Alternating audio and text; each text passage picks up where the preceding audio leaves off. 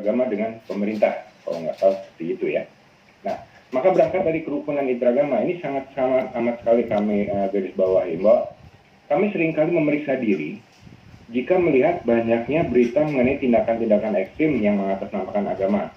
Nah, hal ini seringkali mengundang satu pertanyaan pada diri sendiri.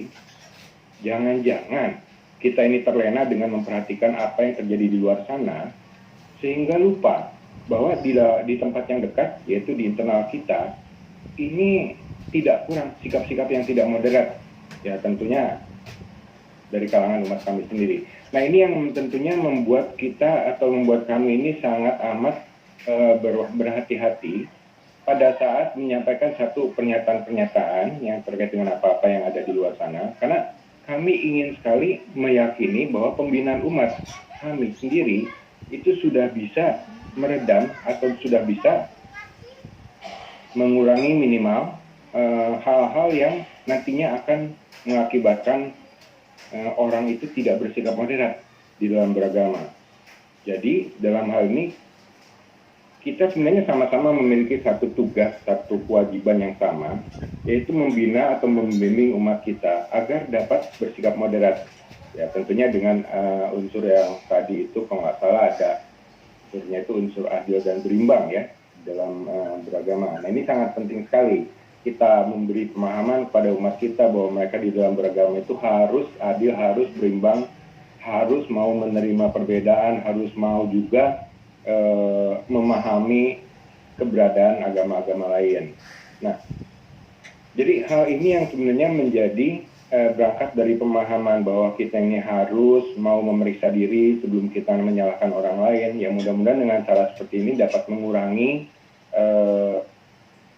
sikap-sikap yang tidak moderat dari umat kita sendiri, sehingga pada gilirannya justru umat kita bisa menyumbangkan sesuatu yang membuat adem di antara kita semuanya.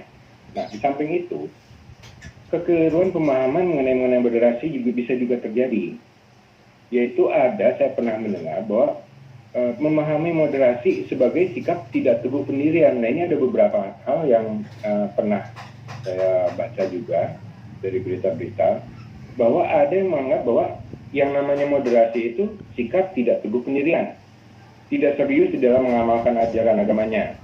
Nah, dalam hal ini sikap moderat itu dipahami sebagai kompromi keyakinan dengan pemeluk agama lain. Sehingga tidak heran jika masih ada pihak-pihak tertentu yang menolak adanya sikap moderat dalam beragama ini. Nah, ini pun kita harus mewaspadai hal ini, memberikan pengertian yang baik dan benar pada tentunya mulai dari yang dekat umat-umat kita sendiri dan hingga akhirnya bisa memberikan pemahaman yang baik dan benar juga kepada masyarakat pada umumnya. Maka penguatan moderasi agama tetap kita perlukan, dan ini tidak cukup dilakukan secara personal oleh individu, melainkan perlu dilakukan secara terencana, terstruktur, kemudian dilakukan secara kelembagaan kalau bisa, bahkan oleh negara. Nah, dalam hal ini negara sebaiknya hadir untuk memfasilitasi terciptanya ruang-ruang publik yang sehat, untuk menciptakan interaksi masyarakat lintas agama dan kepercayaan. Nah, terakhir yang ingin saya sampaikan adalah bahwa kita ini sebenarnya beruntung menjadi warga negara Indonesia. Negara ini memiliki pengalaman empiris terbaik atau di dalam istilah umumnya itu disebut best practice ya, dalam mengelola keragaman dan keberagaman masyarakatnya.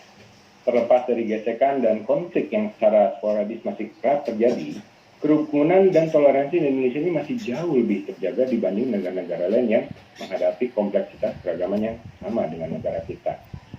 Nilai-nilai agama yang berakulturasi dan beradaptasi dengan budaya lokal, kemudian kekayaan keragaman kearifan lokal, tradisi bermusyawarah, serta budaya gotong royong yang merupakan warisan dari para leluhur kita, ini sangat kondusif menciptakan kohesi di antara masyarakat kita yang beragam dari sisi budaya,